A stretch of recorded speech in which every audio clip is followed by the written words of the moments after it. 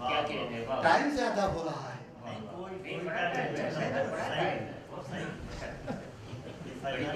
کچھ باتیں میں عرض کر رہا تھا، سنی عربی سوسائٹی سے باتیں کر رہا ہوں، اور میں عرض یہ کر رہا ہوں کہ دل برداشتہ مت ہونا، گھبرانا مت. اگر کہیں ناکامی کا منہ دیکھنا پڑے تو دل برداشتہ مت ہونا. میں نے اعلیٰ حضرت کا ایک واقعہ آپ کو سنایا، یاد رکھنا. محبوب الہی شیخ نظام الدین اولیاء، کتاب کا نام ہے بلگرام شریف کی کتاب ہے،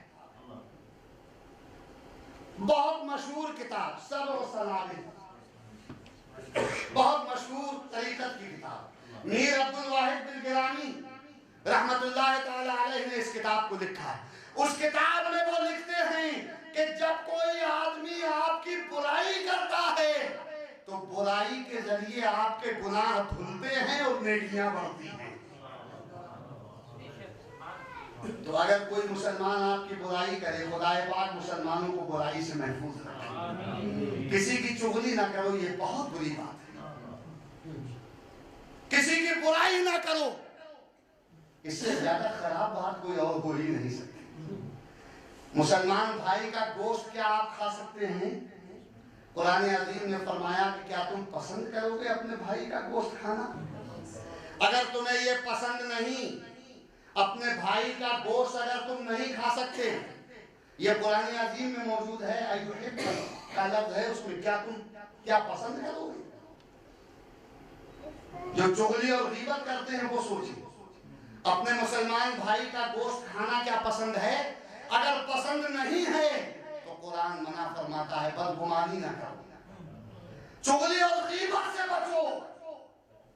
جس طرح اپنے مسلمان بھائی کا گوشت نہیں کھا سکتے ہم، اس کو مکروہ جانتے ہیں، اس سے بھی زیادہ اس فعل کو مکروہ جانو. اور میرے اور آپ کے نبی نے ارشاد فرما دیا ہے کہ جو تم اپنے لیے پسند کرو وہی دوسرے مسلمان بھائی کے لیے پسند کرنا. یہ مسلمان کی پہچان بتائی گئی حدیث شریف میں کہ پکا مسلمان وہ ہوا کرتا ہے کہ جو اپنے لیے پسند کرے وہی دوسرے مسلمان بھائی کے لیے پسند کرے. آپ اگر پکے مسلمان ہیں تو جو اپنے لیے پسند کرتے ہیں، ذرا مجھے بتائیے، آپ کو کوئی گالی دے آپ اسے پسند کریں گے؟ نہیں پسند کریں گے. تو آپ دوسرے کو گالی مت دینا. آپ کی کوئی زمین جائیداد پر غاصبانہ قبضہ کرے، آپ اسے پسند کریں گے؟ نہیں پسند کریں گے. آپ کی بیوی، آپ کی بیٹی، آپ کی بہن کو کوئی غلط نظر سے دیکھے، آپ پسند کریں گے؟ نہیں. تو آپ بھی دوسرے کی ماں بہن بیٹی کو اپنی ماں بہن بیٹی سمجھنا. نبی نے ارشاد فرما دیا ہے پکا مسلمان وہ ہے کہ جو اپنے لیے پسند کرے وہی دوسرے مسلمان بھائی کے لیے.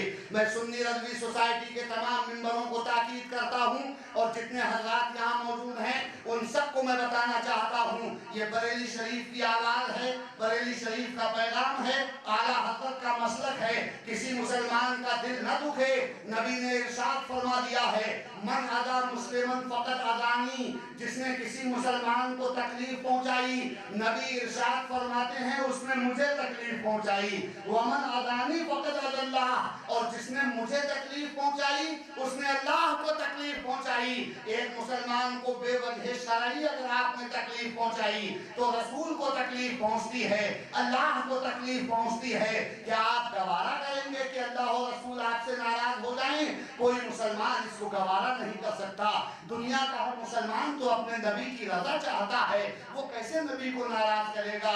ایسی کوئی حرکت نہ ہو جس سے دوسرے مسلمان کو تکلیف پہنچے، ایسا کوئی عمل نہ ہو جس سے کسی مسلمان کو تکلیف پہنچے. کسی کو گالی نہ دو، کسی کی برائی نہ کرو، کسی کی زمین جائیداد پر قبضہ نہ کرو اور دوسرے مسلمان کو حقیر نہ جانو. یہ بہت خراب بات ہے. آپ اپنے آپ کو کمتر سمجھیے اور دوسرے مسلمان بھائی کو برتر جانیے. اور جو لوگ دوسروں کو حقیر سمجھتے ہیں اور اپنے کو افضل سمجھتے ہیں، समझ लीजिए कि उन पर शैतान का तसल्लुत हो चुका है और वो शैतान की गिरफ्त में हैं। अल्लाह वाले कभी दूसरे मुसलमानों को हकीर नहीं जानते।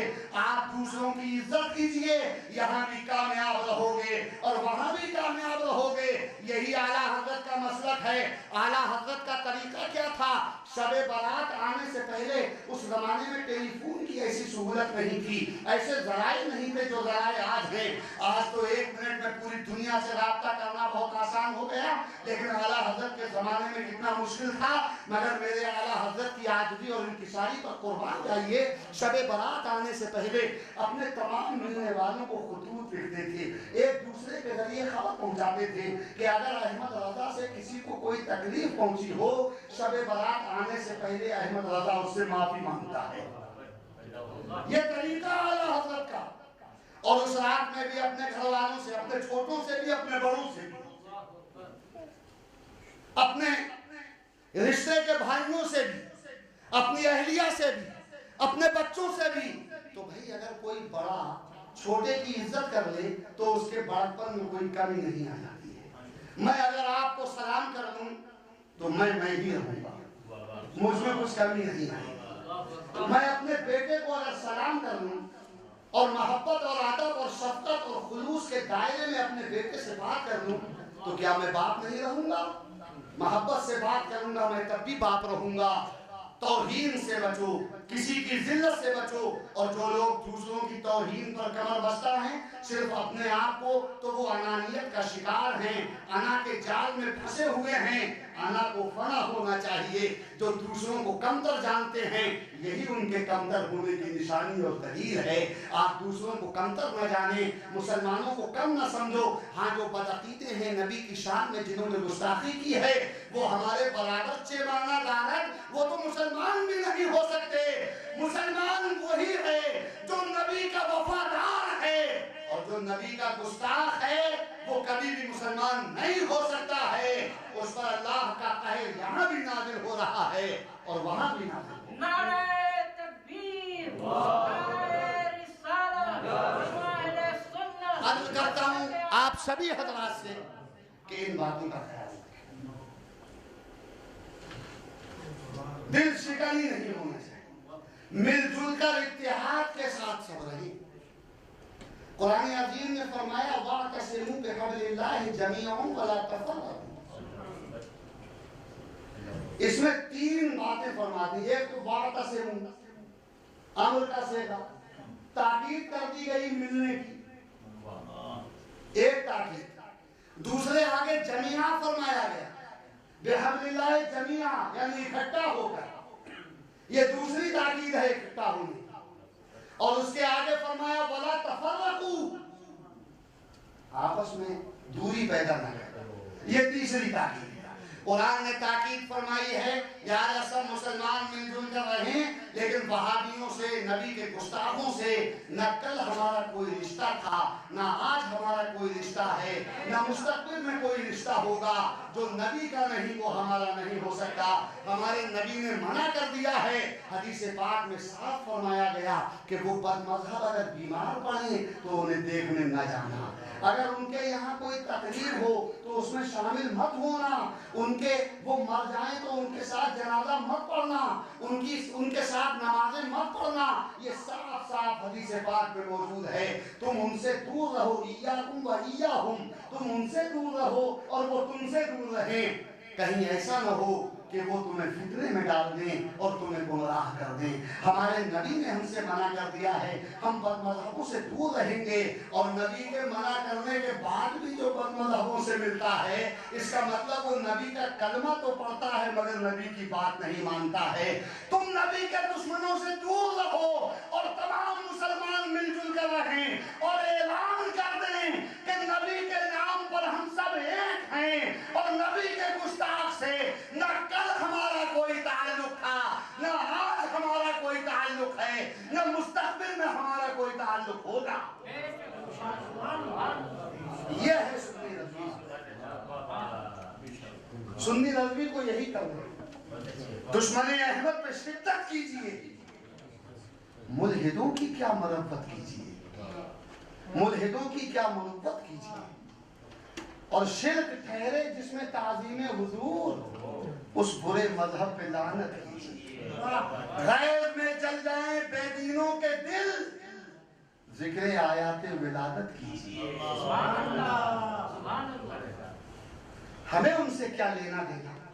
ہم نبی والے ہیں، ہم غوث والے ہیں، ہم رضا والے ہیں، ہم مفتی اعظم والے ہیں۔ قیامت میں ہم انہی کے ساتھ ہوں گے۔ تو جب قیامت میں ہمیں ان کا ساتھ چاہیے تو اس دنیا میں جو ان کے دشمن ہیں ان سے ہمیں الگ رہنا ہے۔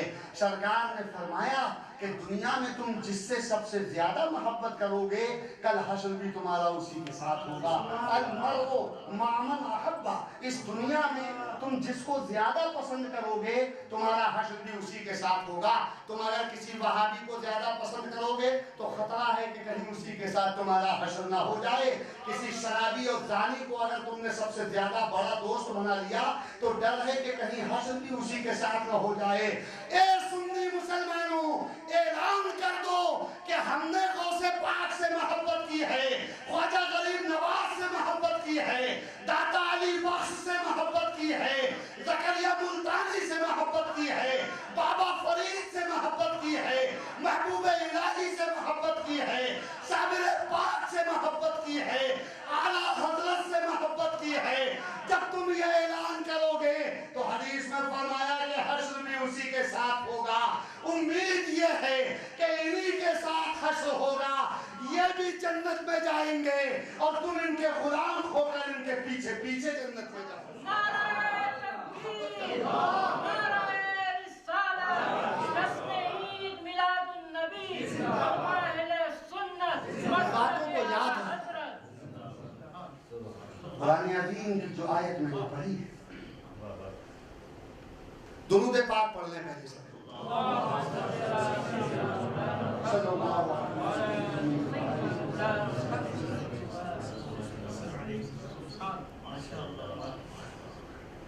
رب قدیر نے ارشاد فرمایا من عمل صالحا من ذکر او انثى وهو مؤمن فلنحيينه حیاة طیبہ، پارہ نمبر 14۔ اللہ رب العزت ارشاد فرماتا ہے آج ہم کتنا پریشان ہیں۔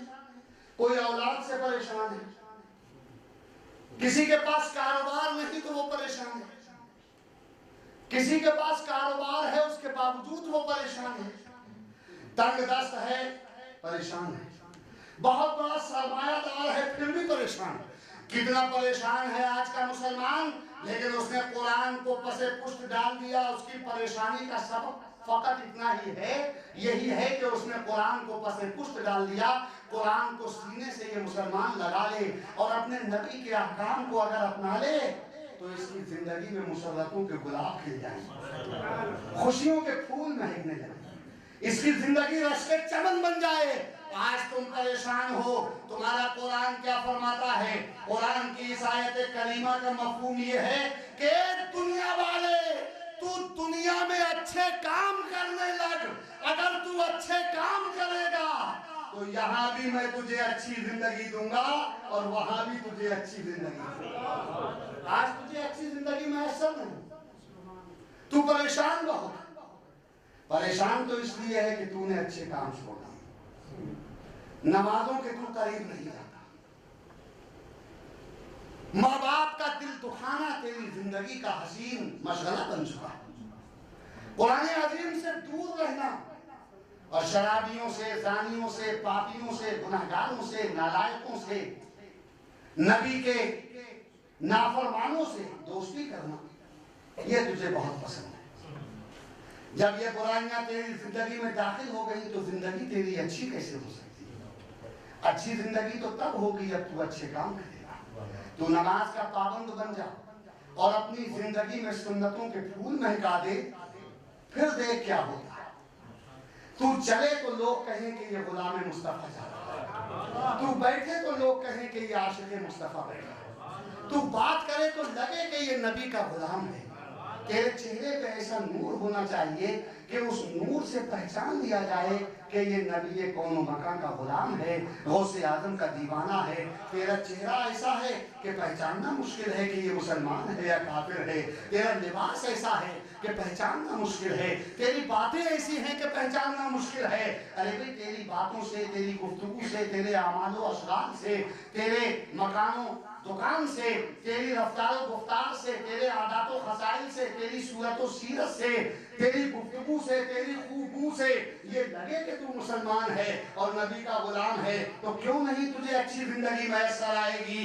तेरे सर पे टोपी रहना चाहिए, तेरे बदन पर इस्लामी लिबास होना चाहिए।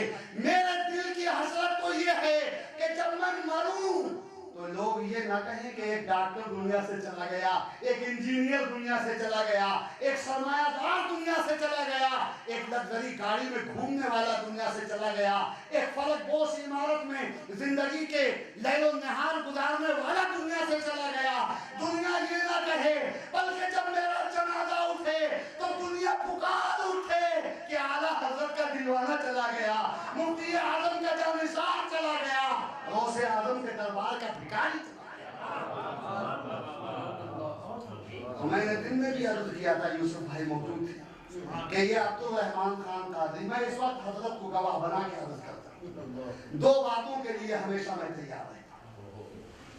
मैंने दिन में भी अर्ज किया था, मैं फिर दोहराता और आपसे भी कहता हूं कि आप इन दो बातों के लिए हमेशा तैयार रहें। मुझे कुछ तैयारी नहीं करना होती है इन दो बातों के लिए। एक गौसे पाक का जिक्र करने के लिए तैयार हूं, दूसरे मरने के लिए तैयार हूं। इन दो के लिए मैं हमेशा तैयार हूं। ईमान पर खात्मा हो तो चाहे जब हो जाए, मरना तो जरूर है, ईमान पे मरो। यही पैगाम है बुजुर्गों का।